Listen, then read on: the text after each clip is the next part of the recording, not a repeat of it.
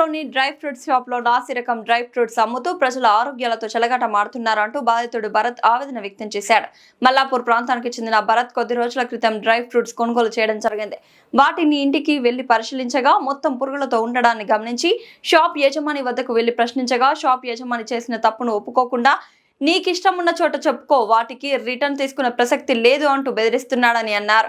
ఆ dry fruits తీసుకున్న మా పాప అనారోగ్యానికి గురైంది కాబట్టి ఇలాంటి నాసి రకం డ్రై ఫ్రూట్స్ అమ్ముతున్న షాపులపై అధికారులు చర్యలు తీసుకొని వాటిని సీజ్ చేయాలని భరత్ కోరారు.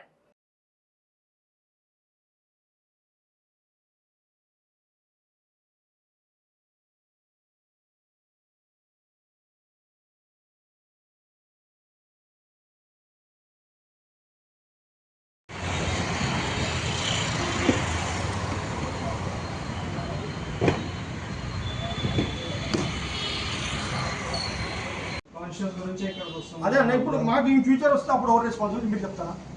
దీనివల్ల ఈ భూమి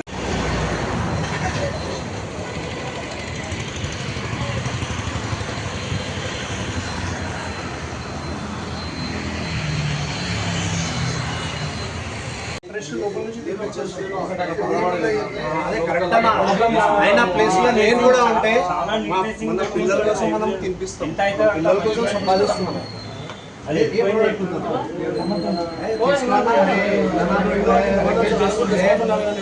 ఇంతమంది మాట్లాడుతుంది వాల్యూ ఏం పొద్దున అట్లా లేదా నాన్న వైట్ కట్ట మాట్లాడు ఎక్కువ తీసుకురాము.